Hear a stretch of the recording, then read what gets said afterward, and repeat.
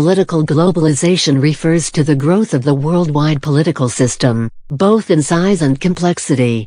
That system includes national governments, their governmental and intergovernmental organizations, as well as government-independent elements of global civil society such as international non-governmental organizations and social movement organizations. One of the key aspects of the political globalization is the declining importance of the nation-state and the rise of other actors on the political scene. The creation and existence of the United Nations has been called one of the classic examples of political globalization. Political globalization is one of the three main dimensions of globalization commonly found in academic literature, with the two other being economic globalization and cultural globalization. William R. Thompson has defined it as the expansion of a global political system, and its institutions, in which interregional transactions, including, but certainly not limited to trade, are managed. Valentine M. Moghadam defined it as an increasing trend toward multilateralism in which the United Nations plays a key role, toward an emerging transnational state apparatus, and toward the emergence of national and international non-governmental organizations that act as watchdogs over governments and have increased their activities and influence. Manfred B. Steger in turn wrote that it refers to the intensification and expansion of political interrelations across the globe.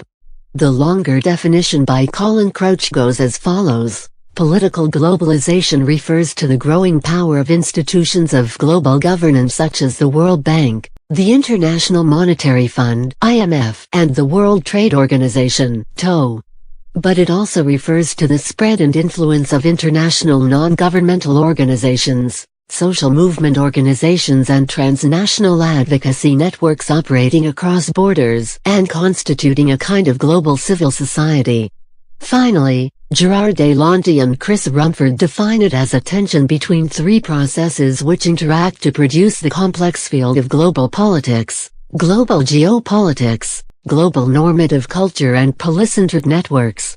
Salvatore Babin's discussing sources used by scholars for studying political globalizations noted the usefulness of Europa World Yearbook for data on diplomatic relationships between countries, publications of International Institute for Strategic Studies such as the Military Balance for Matters of Military, and U.S. government publication patterns of global terrorism for matters of terrorism.